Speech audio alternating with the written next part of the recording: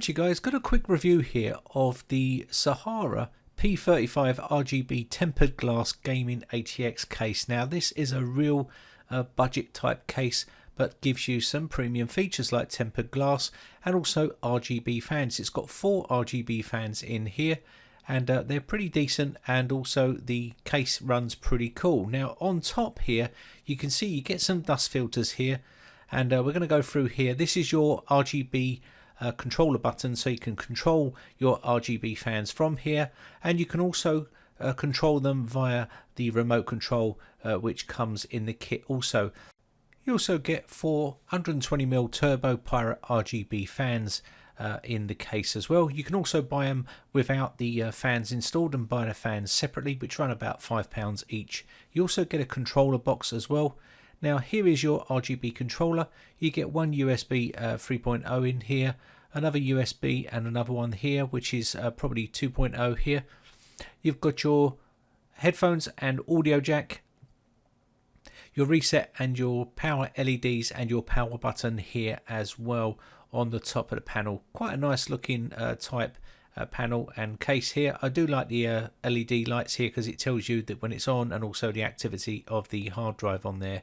You get included in this 2 anti-dust filters here. You can see they don't sit very well when you mount your radiator. It does support large radiators up to 280mm on the top of the case here. I've got the Kraken X62 on here, 280mm. You can see it doesn't sit very well here.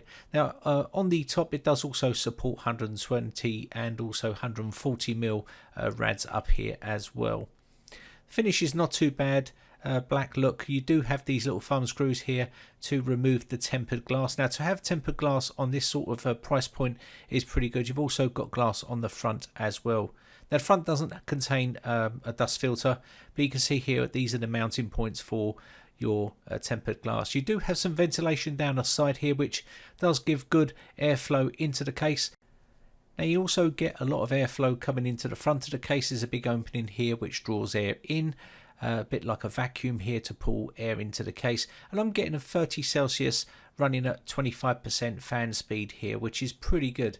Now also here you can see we do have room for SSDs on the front panel here, on the front edge.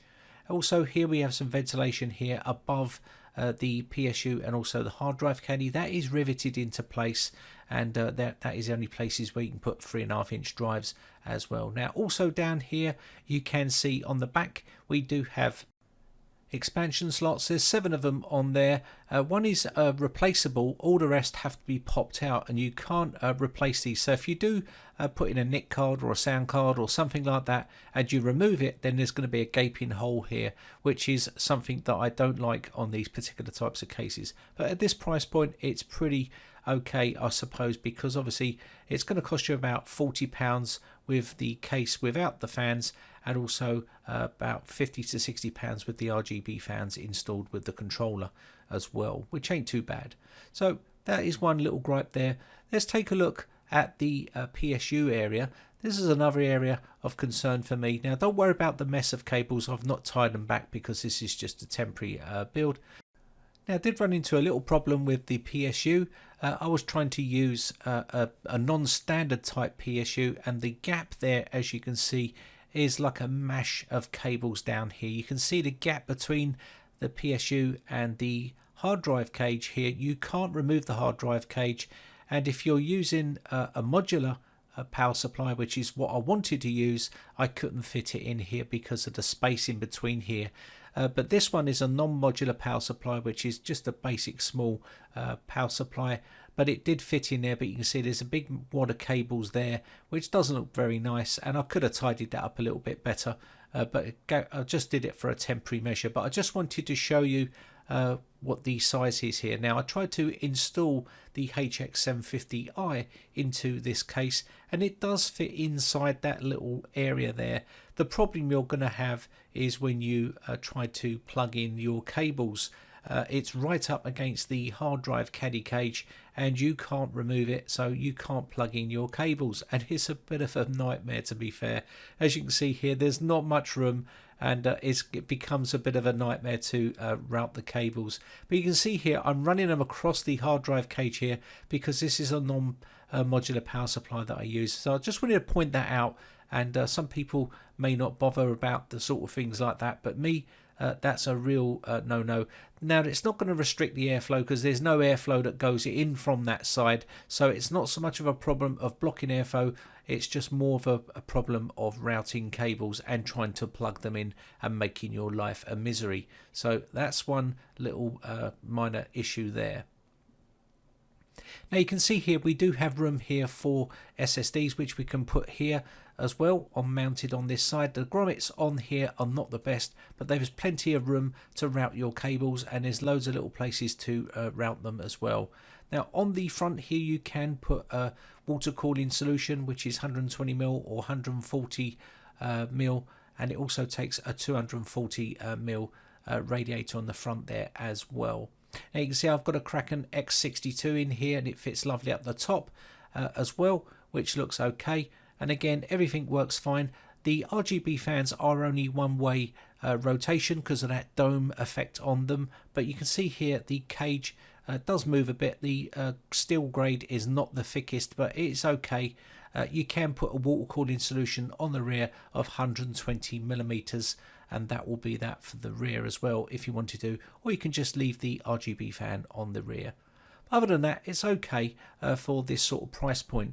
Now also, again, if you're looking at the graphics card area here, you may want to put in up to a 370mm long graphics card. It will take those in there as well, in that side of that case there. So going back here at the back, I just wanted to show you this area here. This is your RGB case fan controller. It takes up to 10 fans, and it only uses their own branded of fans, and also you can control it from there, and you can control it from the case, and you can also control it from the remote control as well.